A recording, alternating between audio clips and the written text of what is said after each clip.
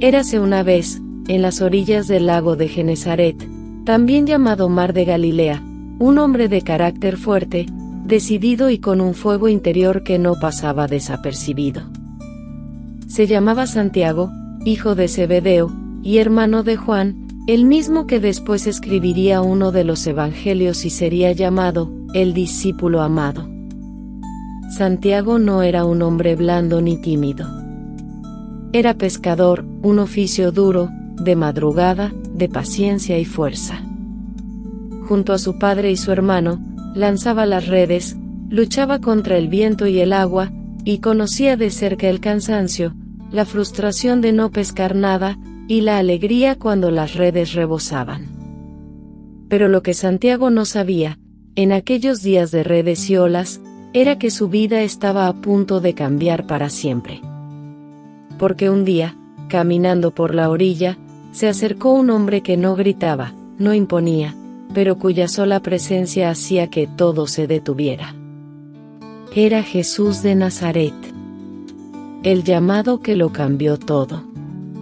Jesús los miró, a él, a Juan, a Pedro y a Andrés, y les dijo simplemente: «Venid en pos de mí y os haré pescadores de hombres». Y así, sin pensarlo dos veces, dejaron las redes, el bote, al Padre, y lo siguieron. No porque entendieran todo, no porque tuvieran un plan claro, sino porque algo en el alma les dijo que ahí estaba la verdad. Desde entonces, Santiago se convirtió en uno de los 12 discípulos más cercanos a Jesús. No era uno más del montón. Junto con Pedro y su hermano Juan, formaba parte del círculo íntimo. Fue testigo de momentos únicos, como la resurrección de la hija de Jairo, la transfiguración en el monte Tabor, y el doloroso desvelo en Getsemaní, cuando Jesús sudó sangre, antes de ser entregado. Pero Santiago no era perfecto. Era impulsivo, pasional, fogoso. Por eso Jesús lo llamó, junto a Juan, Boanerges, que significa hijos del trueno. No era un apodo cualquiera. Era una manera de decir, ustedes arden por dentro. El trueno que también debía aprender a amar. Un día, cuando los samaritanos no quisieron recibir a Jesús, Santiago y Juan, fieles a su estilo, le dijeron: ¿Quieres que mandemos caer fuego del cielo sobre ellos, como hizo Elías? Jesús los miró, quizás con una sonrisa suave, y les respondió con calma. Porque había que aprender a canalizar ese fuego interior, no para destruir, sino para amar, servir y dar la vida. Y lo aprendieron. Con errores, con pasos en falso, con confusión, pero siempre siguiendo a ese maestro que no juzgaba, que no se rendía con ellos, y que los preparaba para algo grande. Del discípulo al apóstol. Después de la muerte y resurrección de Cristo, el mundo dio un vuelco para los apóstoles. Aquellos hombres asustados y encerrados se llenaron del Espíritu Santo, y salieron a predicar como si el miedo nunca hubiera existido. Santiago fue uno de los primeros en lanzarse. No se quedó en Jerusalén esperando que llegaran los conversos. No. Él salió a misionar. Y aunque los evangelios no cuentan todo lo que hizo, la tradición, que ha sobrevivido por siglos, nos dice que viajó hasta Hispania, lo que hoy es España. Santiago en tierras lejanas, el eco del evangelio en Hispania. Sí, lo escuchaste bien. Según una antiquísima tradición, Santiago llegó hasta el fin del mundo conocido, el noroeste de la península ibérica, donde hoy se encuentra Galicia. Allí, en medio de gentes rudas, costumbres paganas y caminos difíciles, predicó a Jesús resucitado. La misión no fue fácil. Pocos escuchaban. Santiago se sintió desanimado. ¿Había valido la pena dejarlo todo por un pueblo que no quería oír? Fue entonces cuando ocurrió algo que marcaría para siempre su misión. La Virgen María se le apareció en Zaragoza, mientras aún vivía en la tierra. Le habló con ternura, lo animó, y le pidió que construyera allí un templo, en su honor, el que hoy conocemos como la Basílica del Pilar. Esta aparición no fue un sueño ni una visión mística del cielo. Fue un encuentro real, un consuelo directo, como una madre que visita a su hijo en medio de la batalla. El regreso a Jerusalén y el martirio. Después de sembrar la semilla en Hispania, Santiago regresó a Jerusalén. Pero la ciudad estaba convulsionada. La persecución a los religiosos aumentaba, y la figura de los apóstoles no pasaba desapercibida. Fue entonces, cuando Herodes Agripa I, buscando ganar el favor de los judíos más conservadores, mandó a capturar y ejecutar a Santiago. No hubo juicio justo, ni defensa. Santiago fue llevado al filo de la espada, y se convirtió en el primer apóstol en morir mártir. Dicen que el soldado que lo custodiaba, al ver la entereza, el amor y la paz de Santiago, el viaje eterno, el cuerpo vuelve a España. Aquí la historia da un giro misterioso. Porque según la tradición, sus discípulos recogieron el cuerpo de Santiago, y lo llevaron de regreso a Hispania, donde lo enterraron en un lugar oculto, para protegerlo de los enemigos de la fe.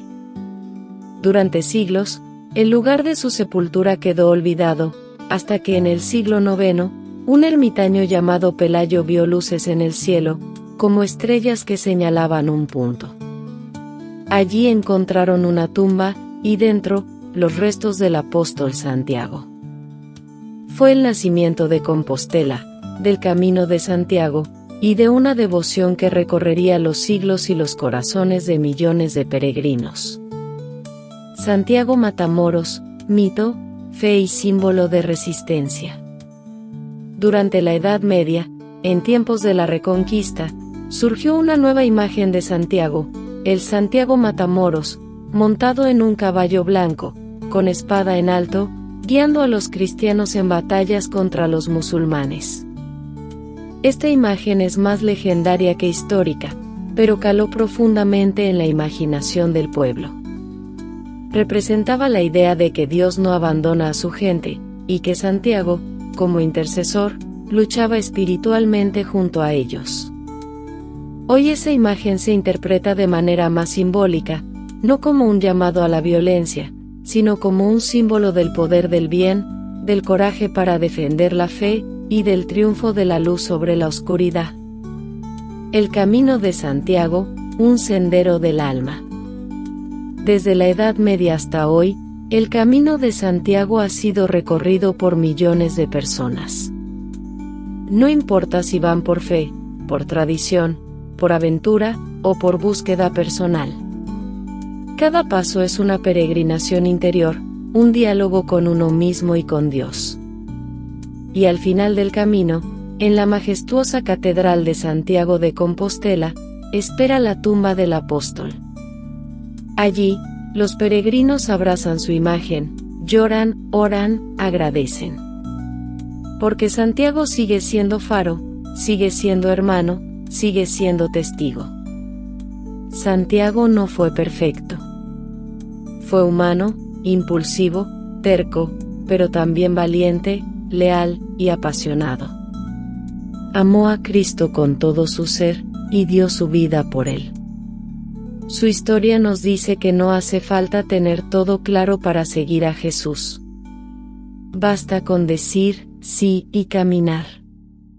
Santiago nos recuerda que el fuego que arde en el corazón puede convertirse en luz para muchos si lo ponemos al servicio de Dios.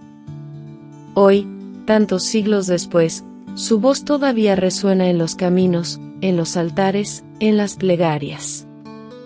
Y si cierras los ojos por un momento, tal vez lo escuches decirte al oído, como al principio: ven y sígueme. A veces sentimos que la vida es un largo camino, lleno de cuestas, piedras, y preguntas sin respuesta. Nos duele el alma, nos cansamos de intentar, y el corazón busca una señal. En esos momentos, recordar a San Santiago es como encender una antorcha en medio de la niebla.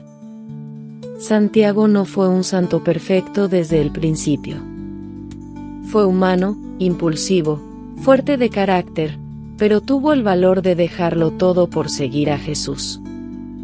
Se atrevió a vivir con pasión, a servir con valentía, y a morir con fe.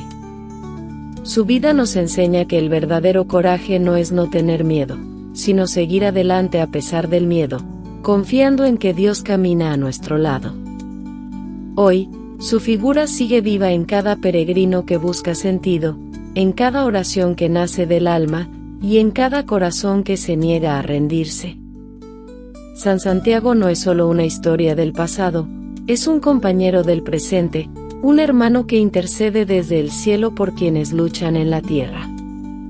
Así que si estás atravesando un momento difícil, si sientes que ya no puedes más, invoca a San Santiago.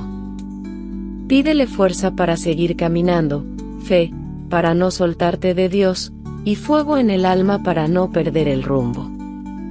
Porque como Él, tú también puedes ser luz en el camino, trueno de esperanza, y testigo del amor que nunca falla.